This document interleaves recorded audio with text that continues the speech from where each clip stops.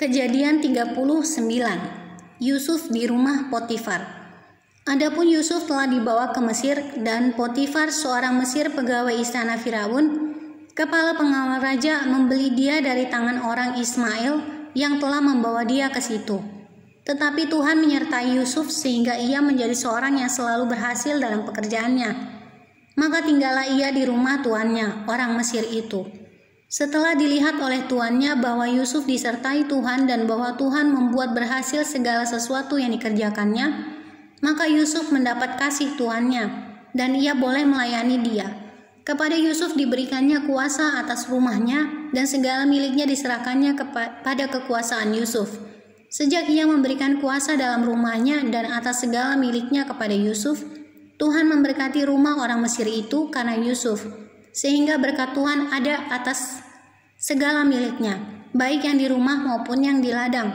Segala miliknya diserahkannya pada kekuasaan Yusuf, dan dengan bantuan Yusuf ia tidak usah lagi mengatur apa-apapun selain dari makanannya sendiri.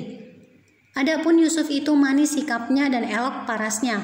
Selang beberapa waktu istri tuannya memandang Yusuf dengan berahi, lalu katanya, "Marilah tidur dengan aku." Tetapi Yusuf menolak dan berkata kepada istri tuannya itu, "Dengan bantuanku tuanku itu tidak lagi mengatur apa yang ada di rumah ini, dan ia telah menyerahkan segala miliknya pada kekuasaanku. Bahkan di rumah ini ia tidak lebih besar kuasanya daripadaku, dan tiada yang tidak diserahkannya kepadaku selain daripada engkau. Sebab engkau istrinya, bagaimanakah mungkin aku melakukan kejahatan yang besar ini dan berbuat dosa terhadap Allah?" Walaupun dari hari ke hari perempuan itu membujuk Yusuf, Yusuf tidak mendengarkan bujukannya itu untuk tidur di sisinya dan bersetubuh dengan dia. Pada suatu hari masuklah Yusuf ke dalam rumah untuk melakukan pekerjaannya, sedang dari seisi rumah itu seorang pun tidak ada di rumah. Lalu perempuan itu memegang baju Yusuf sambil berkata, "Marilah tidur dengan aku." Tetapi Yusuf meninggalkan bajunya di tangan perempuan itu dan lari keluar.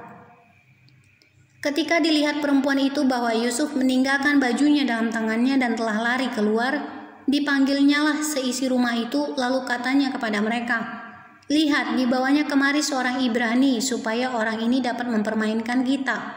Orang ini mendekati aku untuk tidur dengan aku, tetapi aku berteriak-teriak dengan suara keras. Dan ketika didengarnya bahwa aku berteriak sekeras-kerasnya, ditinggalkannyalah bajunya padaku, lalu ia lari keluar. Juga ditaruhnya baju Yusuf itu di sisinya sampai tuan rumah pulang." Perkataan itu jugalah yang diceritakan perempuan itu kepada Potifar, katanya, "Hamba orang Ibrani yang kau bawa kemari itu datang kepadaku untuk mempermainkan aku. Tetapi ketika aku berteriak sekeras-kerasnya, ditinggalkannya bajunya padaku, lalu ia lari keluar." Baru saja didengar oleh tuannya perkataan yang diceritakan istrinya kepadanya, "Begini begitulah aku diperlakukan oleh hambamu itu," maka bangkitlah amarahnya. Lalu Yusuf ditangkap oleh tuannya dan dimasukkan ke dalam penjara, tempat tahanan-tahanan raja dikurung. Demikianlah Yusuf dipenjarakan di sana. Tetapi Tuhan menyertai Yusuf dan melimpahkan kasih setianya kepadanya dan membuat Yusuf kesayangan bagi kepala penjara itu. Sebab itu kepala penjara mempercayakan semua tahanan dalam penjara itu kepada Yusuf, dan segala pekerjaan yang harus dilakukan di situ. Dialah yang mengurusnya, dan kepala penjara tidak mencampuri segala yang dipercayakannya kepada Yusuf. Karena Tuhan menyertai dia dan apa yang dikerjakannya dibuat Tuhan berhasil.